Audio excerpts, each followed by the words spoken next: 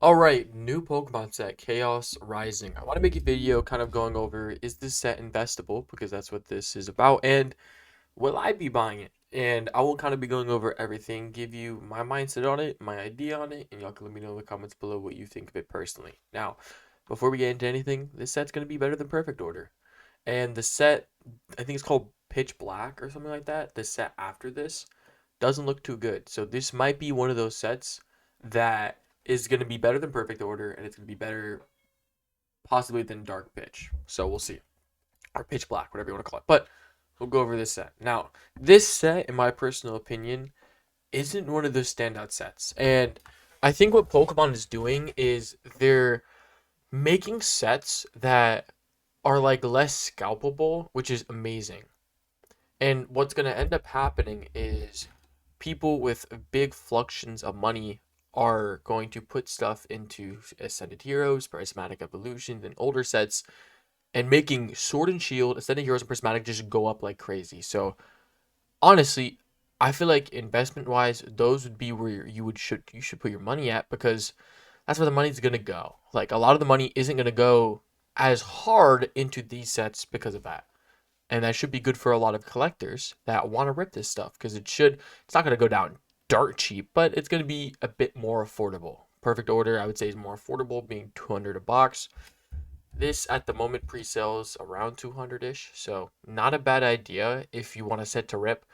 And I'd actually say this is way better than Perfect Order. Not to say Perfect Order is the worst set of all time. There's sets like Sword and Shield Base and Rebel Clash out there, and Crimson Invasion. Like there's some really bad sets. So not to say Perfect Order is bad, but this set's definitely better. I think I'm going to really, really, really enjoy this, and I'm also really going to enjoy when these cards get a reprint in simplified Chinese. That's going to be super cool for me because I love ripping simplified Chinese. I actually have a lot of singles from simplified, like this Deerling, for example. As y'all know, we have a series where we are trying to pull that Ponyta. We'll have to see if we can pull it one day. So some of the stuff in the card list, I really want to go over the main stuff, the main attractions of the set. Don't get me wrong, like this an example, beautiful artwork. Even the common cards, in my personal opinion, are beautiful artwork, but obviously that's not why you invest in a set. So if we go down a little bit, you can see a bunch of different cards. The big cards in specific is the three Gen 6 starters, and I really think this set will be popular because of that. And these are like very popular Pokemon, especially a lot of people. I feel like a lot of people that are going to be buying this set are people my age. I'm 20. A lot of people started collecting around the XY era, which will make me think that PSA 10s of these in English will go up very, very high. But this set will do good. That's the thing. This set will do good. It won't be like a Charizard set, which is good because if we keep getting Charizard sets, then it gets oversaturated. Do you know what I mean? And what I mean by a Charizard set, like Ascended Heroes is in that air quotations because there's not Charizard card in Ascended Heroes, but there's every other Pokemon except you know what I mean. Okay, you get what I'm saying. Chessman, Fennekin, Froakie, cool. Frogadier. There's Ampharos. Ampharos is a pretty decently popular Pokemon. Not the most expensive Pokemon, of course. Xerneas, I'm really, really, really, really down about the fact that this wasn't an EX Altart. Same thing for the Yveltal. I'm so glad Xerneas got a card, though. The fact that it's not an EX Altart, mind-boggling. I'm really, really, really shocked. Like, hopefully they do like a Xerneas and Yveltal EX Altart box. That would be beautiful. But unfortunate there. Matang here getting a card is really, really cool. I'll go over some of the cards that I think are cool, and then we'll go over some of the cards that I think are going to be very, very, very valuable. Okay. So, cool cards in my personal opinion. Crobat reminds me of the Noivern from Evolving Skies. Tauros, the Watchog, really, really cool.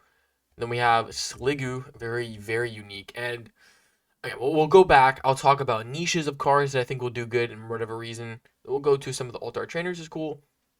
That's awesome. Dude, wow. And there's a Wimpod in that card. That's unique. That's a unique card. That's really cool.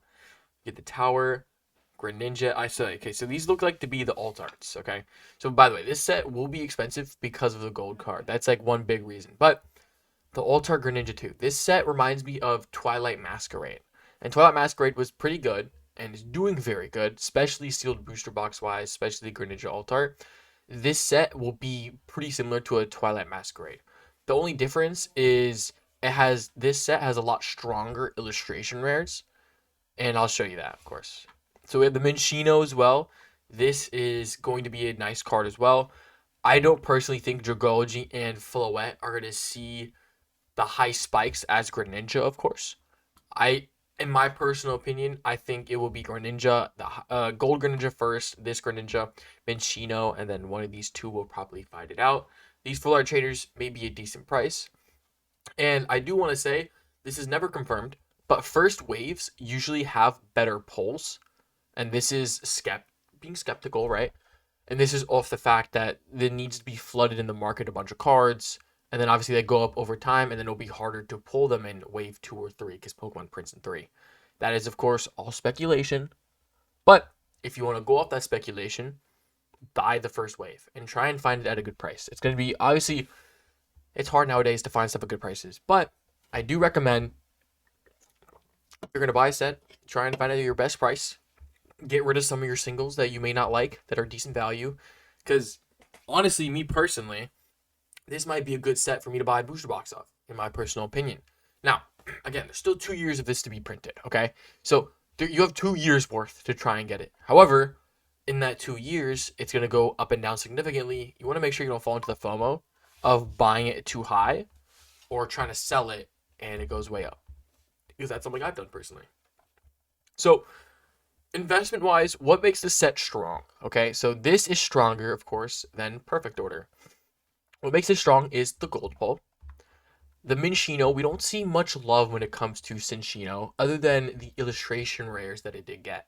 So the fact that it's getting a lot more love, and this is an acute niche. And the Minccino from Legendary Treasures, I'm pretty sure that's the set that has the certain card. This Pokemon's in like that niche of cute cards, and the fact that it's finally kind of getting some more appreciation, I think will significantly strengthen the set a lot. Same thing for the Flet and Dragogy. This is a lot of colors, a lot of saturation to it, a lot more unique colors to a card.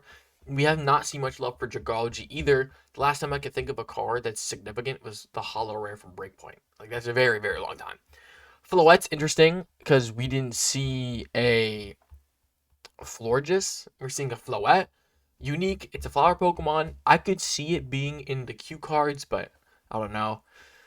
Greninja. A lot of people like Greninja. It's a popular Pokemon. The last time it had a big card, other than the Celebrations promo, which has picked up pretty well, which makes sense, is Twilight Masquerade. And that card is super expensive. So some people may be going for this Greninja alt art because it's a bit cheaper. But also, when a Pokemon kind of gets a new print of a new chase card, it makes the other cards more desirable because you're like, oh, I want to pull the other chase, or it just gets a lot more eyes on Twilight Masquerade. So if you see kind of a interesting graph with Twilight Masquerade, a big effect's going to be from this set, 100%. So Greninja, Bill Greninja, going to make this set really healthy, these alt arts alone. But not only, of course, are the alt arts going to help the set significantly, obviously, we'll see whether or not what cards will be playable or not. That I think will have some type of effect of the market in the first year. But a lot of the illustration rares, Xerneas is going to be a big one. This is a popular XY Pokemon, and a lot of people, when they see this card, want to pull the other version, the Yveltal. And so, the set that has the Yveltal, I believe is Paradox Rift. You know what? We'll check right now. By the way, this set's coming out May 22nd, so keep that in mind, of course. Let's look at that Yveltal. You'll probably see a fluctuate price in Yveltal illustration rare as well. We'll go to highest to low. We will scroll down, and we will find... By the way, the XY alt arts are very, very cheap. Looks like... Alright, we'll look at the Yveltal illustration rare. No, so I'm sorry. Paradox Rift. I was wrong. Paradox Rift. I don't know what I said before, but it's Paradox Rift. This card obviously is picking up, and that's because people are noticing that the Xerneas card is being released, and a lot of people are going to want both. So I would pick up this card before it becomes a $40 and $50 card. Do I expect it to hit that? I think it's going to more than likely peak at around 40 to 50, and then probably keep a flat line of 25 to 30. That's my goal. My goal in my mind on where it's going to be at. Now, could it go higher? Sure, it can. Can it go lower? Possible. But I think the likelihood of finding it below that $20 mark anymore is going to be impossible unless you trade for it or such like that. This is going to be a volatile card. In fact, this might be a single card I pick up when I go to the card show. I'm recording this before I go to a card show. Might be a card I write down to pick up because this is a great single to pick up. As much as I don't invest into singles too often, it'd be a bad idea because I definitely want to rip into this set. So, Xerneas, okay? Matang is an interesting one too because we did just get from Ascended Heroes the Metagross EX Alt Art. So, this is interesting seeing a Matang, see a little bit of value. I think the illustration and Watchog is going to be cheaper card because it's not as popular as Pokemon, but it is a really beautiful artwork, and some people will see that. Same thing for Claydol, very unpopular Pokemon, but really good artwork. Crobat, I feel like is going to have a little bit of value. It's going to be, I would say, a bit more valuable than some of the illustration rares because of the artwork. But I think some of the bigger cards, which I'm really surprised you can get a Braixen or Chespin's Evolution, but Ampharos, we'll talk about this first. Ampharos is a very strong card as well. Very, very strong card. Now, Ampharos in the past hasn't had that, big Lugia or Ho-Oh type of love. But as you can see, there's still background of good success in some of the value. Even the Mega Ampharos Alt Art for $70, that's pretty popular. It's pretty decent, right? Of course, Aquapolis, EX Dragon. I didn't know EX Dragon had this. Expedition, Destiny. But it's still got some value. Team-up. There's still a little bit of value in Ampharos. There's Ampharos collectors. But I think what's super unique about this is the first time we're actually getting some type of Scarlet and Violet Ampharos, which I think a lot of people will love and appreciate and will love this card. So this is going to be a great card, be a strong card. Same thing for Frogadier. But I think some of the biggest will be these three, of course. Chespin, Froakie, and Fennekin. Now, I can't pinpoint what will be the most expensive, of course. But these three cards alone will be very popular singles. It gives me like the Squirtle from Stellar Crown. That's what makes Stellar Crown really, really expensive, or it's getting more expensive. And a lot of people didn't really realize that, but I did. And I picked it up for $60. Now it's 120. So plan on grading that eventually. That's gonna be super cool. But we'll actually look at Stellar Crown to give you that example. So that Squirtle card, as you can tell, I was watching YouTube before this. Stellar Crown's starting to pick up. $130 for an ETB, $310. $120 card, $108. $83. It's funny. I made a video and I was like, yo, this is forced hate, Stellar Crown. And a lot of people are like, oh, there's only Fido in this set.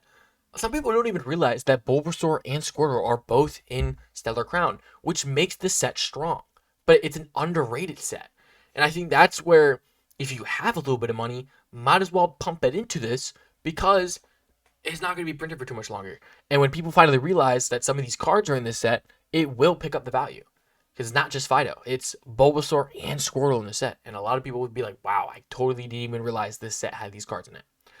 Cannot believe how underrated this set is. I'm not going to lie. If they made a Squirtle Elite Trainer box, would have blew up the set. But because it's not Squirtle, it's Tropicos, they're not going to look at this set as much. So keep that in mind.